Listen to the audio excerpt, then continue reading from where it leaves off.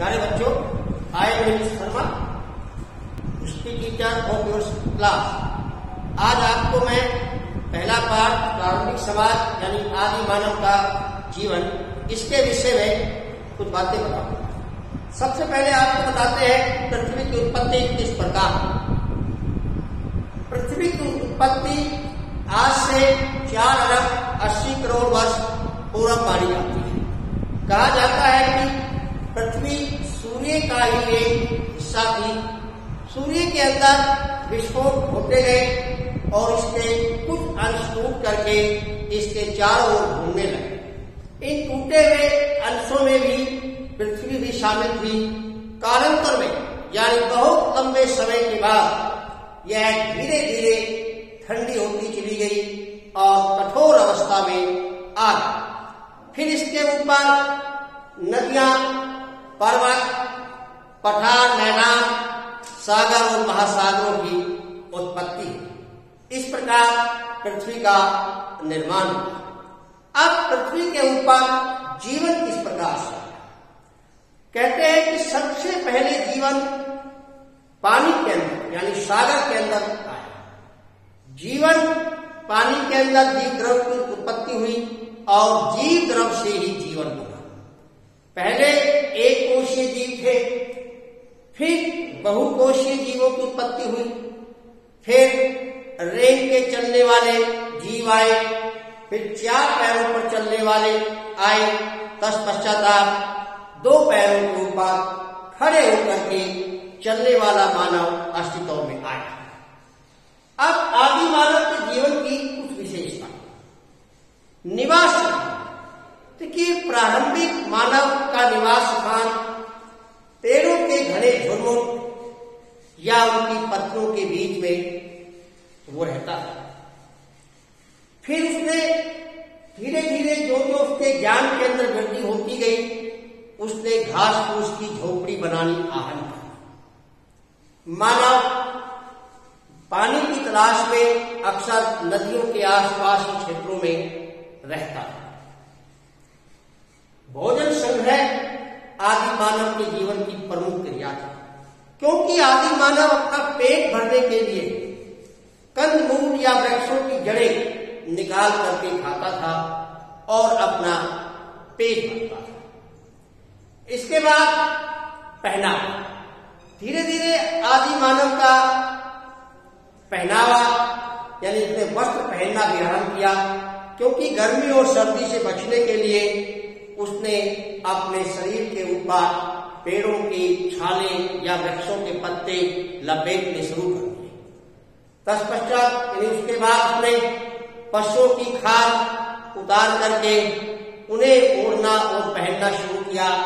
फिर सिलाई करके कपड़े बनाने आरंभ किया।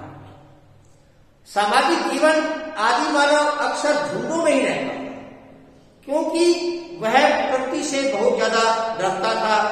आसमान में बिजली का चमकना, बादलों का गड़गड़ाना, इससे आदि मानव बहुत डरता था।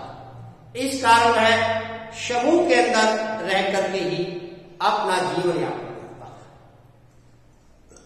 था। आग की खोज आदि मानव के जीवन का एक बहुत ही महत्वपूर्ण अंग है। कहते हैं कि आदि मानव बैठा बैठा पत्थरों से खेल रहा था और 2 पत्थरों को आपस में मार रहा था। उसके पास घास की सूखी पत्तियां पड़ी हुई थी। उन पत्थरों से चिंगारी निकली और घास की पत्तियां जल गई। इस प्रकार उसने अग्नि की खोज की। फिर वह इस अग्नि को दबाकर रखने लगा। ऐसे ही उसने देखा कि अग्नि उसे सर्दी से बचाव करती है और प्रकाश देती है, तो उसने आग का प्रयोग सर्दी से बचने और प्रकाश करने के लिए करना आरंभ कर दिया। फिर उसने ये महसूस किया कि आग के पास कोई हिंसक जीव नहीं आते, तो उसने अग्नि जला करके निश्चित होकर वो सोने लगा, क्योंकि अग्नि के पास कोई भी जंगली जीव नहीं आता था, जिससे आदि मानव का जीवन जो था सुरक्षित हो गया। भोजन को घूम के खाना आदि मानव पास कुछ जीव मरे हुए थे। उसने संयोगवश ही जलती अग्नि के अंदर उन जीवों को डाला और फिर जब उन्हें खा के देखा तो उसका टेस्ट यानी स्वाद अलग है। फिर उसने भोजन को भून के खाना आरंभ कर दिया, क्योंकि भून के खाया गया भोजन आसानी से पच जाता, सुपाच्य होता था और आसानी से पचने के कारण आदि मानव ने भोजन को पका के ही खाना आरंभ कर दिया। इसके साथ साथ आदि मानव ने औजारों की भी खोज की, क्योंकि उसे जमीन से पेड़ों की जड़ निकालने, वृक्षों से पत्ते तोड़ने आदि की सहायता के लिए कुछ हथियारों की आवश्यकता थी। वह पत्थरों को हथियार के रूप में प्रयोग करने लगा। सर्वप्रथम उसने पत्थरों को घिसा, घिस करके अपने आगे से पैला किया और पैला करके फिर वह इन पत्थरों के माध्यम से भूमि को खोद करके वहां से जड़ें निकाल करके खाने लगा और पेड़ों के ऊपर लगने वाले फलों को भी पत्थरों के माध्यम से तोड़ करके आसानी से खाने लगा। इतना ही नहीं, आगे चल के आदि मानव ने खेती करना भी आरंभ कर दिया, क्योंकि जो जो आदि मानव की संख्या बढ़ती गई, पेट भरने के लिए उसे अन्न की आवश्यकता महसूस होती है। अब अन्न की आवश्यकता को पूरा करने के लिए आदि मानव ने खेती करना भी आरंभ किया। उसने देखा कि सूखे बीजों को गीली जमीन पर डालने के बाद वो बीज अंकुरित अर्थात फूट जाते हैं और उनसे पुनः बीजों की प्राप्ति हो जाती है। इस प्रकार आदि मानव ने धीरे धीरे खेती करनी भी आरंभ कर दी। फिर आदि मानव ने खेती के साथ साथ अपने निवास स्थानों में भी कुछ परिवर्तन किया। अब वह घास फूस की झोपड़ी के साथ साथ पर्वतों की गुफाओं के अंदर भी रहने लगा और गुफा के अंदर अपना जीवन यापन करने लगा। इतना नहीं, आदि मानव को कुछ कलाएं भी आती हैं, जिसके प्रमाण गुफाओं के अंदर मिली चित्रकारी से होते हैं। आदि मानव प्रकृति प्रेमी था, प्रकृति की हर वस्तु से वो प्रेम करता था और उन्हीं की आकृति उसने पहाड़ों की गुफाओं के अंदर चित्रित की है, जिन्हें देख करके आज इतिहासकार ये आसानी से अनुमान लगा सकते हैं कि आदि मानव कुछ बनाना भी जानता था, चित्रकारी भी जानता था और उन चित्रों के माध्यम से ही आदि मानव के जीवन संबंधी अनेक अवधारणाओं का हमारे वैज्ञानिक व इतिहासकारों को पता चलता है। इतना ही नहीं, जीवन के अंदर चार्ल्स डार्विन ने जीवन के विकासवादी सिद्धांत का प्रतिपादन किया है। उसका कहना था कि जिन जिन अंगों का उपयोग मानव करता है वह उतने ही ताकतवर, शक्तिशाली और मजबूत बनते जाते हैं। चार्ल्स डार्विन ने अपने सिद्धांत को प्रतिपादित यानी साबित करने के लिए एग्जाम्पल भी दिए कि उसने चूहे का जोड़ा लिया और उनकी पूंछ काट, उनसे जब संतान उत्पन्न हुई तो उनकी भी पूंछ काट दी, उनकी संतान से भी संतान उत्पन्न हुई, उनकी भी पूंछ काट दी। इस प्रकार वो पूंछ काटता रहा तो अंत में जब 31 पीढ़ियों तक उसने इस प्रयोग को किया, लेकिन जब 32वीं पीढ़ी के अंदर भी पूंछ उत्पन्न हुई तो डार्विन का थ्योरी गलत साबित होती चली गई, क्योंकि उसका सिद्धांत था कि इस अंग का प्रयोग नहीं करेंगे वो अंग समाप्त हो जाएगा, लेकिन ऐसा हुआ नहीं। तो इससे स्पष्ट होता है कि हमारे शरीर के अंदर जिन अंगों के अवशेष मौजूद होते हैं, हम उनका उपयोग करें ना करें, वो अंग हमारे अन्य पीढ़ी दर पीढ़ी चलते ही रहते हैं और उनके अंदर किसी प्रकार का कोई परिवर्तन या बदलाव नहीं होता है। ये एक दूसरी बात है कि जिस अंग का हम इस्तेमाल नहीं करते वो अंग शिथिल पड़ जाता है, कमजोर पड़ जाता है लेकिन आने वाली पीढ़ी के अंदर वो अंग उतना ही ताकत और उतनी ही मजबूती के साथ काम में आता है। इसके साथ साथ आदि मानव के जीवन की सबसे महत्वपूर्ण विशेषता अग्नि की खोज हमने आपको बता दी।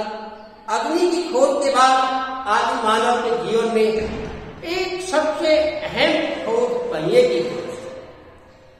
उससे पहले आदि मानव स्वयं ही अपनी वस्तुओं को, अपने सामान को, अपने पशुओं को एक स्थान से दूसरे स्थान पर ले जाता है।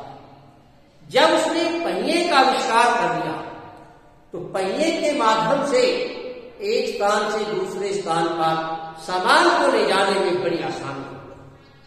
अब उसने गाड़ी बनाई और उस गाड़ी के अंदर सामान रख के आसानी से भ्रमण करने लगा। आरंभ में वह गाड़ी को स्वयं खींचता था, लेकिन बाद में उसने पशुओं की सहायता से गाड़ी को खींचना आरंभ कर दिया। और आदि मानव के जीवन में आग और पहिए की खोज ने एक महत्वपूर्ण परिवर्तन किया कि वह सभ्य बनता चला गया और उसके ज्ञान के अंदर बढ़ोतरी होती चली गई। उसी का परिणाम है कि आज उस पहिए के कारण ही बड़े बड़े वाहन, मोटर, कारें आदि जो हैं इस पृथ्वी के ऊपर घूम रही है। आदि मानव ने ही सर्वप्रथम वह लिखना तो नहीं जानता था, लेकिन कला आकृतियों को बड़ी बेहतरीन बना सकता। फिर भी वह गिनती के लिए गांठों का या अन्य किसी पत्थर के टुकड़ों का प्रयोग करता था, जिनकी सहायता से वह आसानी से यह अनुमान लगा सकता था कि मैंने कहाँ का कितना वजन तोल लिया है, कितना वजन अभी तोलने की आवश्यकता है। इतना ही नहीं, आदि मानव ने धीरे धीरे पत्थरों के स्थान पर धातुओं के औजार बनाने भी आरंभ कर दिए और लोह युग आरंभ होने पर उसने लोहे के औजार भी बनाने शुरू कर दिए। बर्तन बनाना, आदि मानव मिट्टी के बर्तन बनाने की कला भी जानता था, क्योंकि अनेक स्थानों से, गुफाओं से आदि मानव के अवशेष के साथ साथ मृत भांड यानी मिट्टी के बने हुए बर्तन भी प्राप्त हुए हैं, जिन्हें देख करके इतिहासकार या अनुमान लगाते हैं कि आदि मानव मिट्टी के बर्तन भी बनाना जानता था और इसके साथ साथ उन बर्तनों के ऊपर सफेद व काले रंग की कलई इत्यादि भी की होती थी।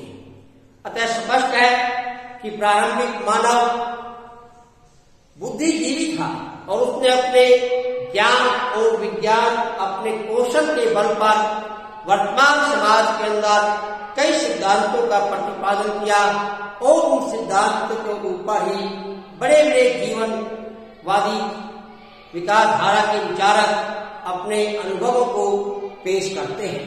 आदि मानव के जीवन के अवशेष हमें अनेक नदी घाटियों की कंदराओं से, पहाड़ों की गुफाओं से प्राप्त हुए हैं, जो कि सर्वप्रथम अफ्रीका की गुफा से प्राप्त हुए थे। इतना ही नहीं, आदि मानव का वैज्ञानिक नाम होमो है। होमो शब्द से मिलकर बना हुआ है और जिसका अभिप्राय ये होता है कि पृथ्वी पर निवास करने वाला होमो मानव, दो पैर पे चलने वाला मानव ही मानव का प्रतिपादित करते हुए सही रूप में प्रदर्शित होता है। और आज हम देखते हैं कि आदि मानव की नस्ल में परिवर्तन, बदलाव या सुधार होकर के वर्तमान मानव तक पहुंचने में एक बहुत लंबा समय लगा है, क्योंकि पृथ्वी की उत्पत्ति लगभग 5 अरब पुरानी मानी जाती है। धन्यवाद।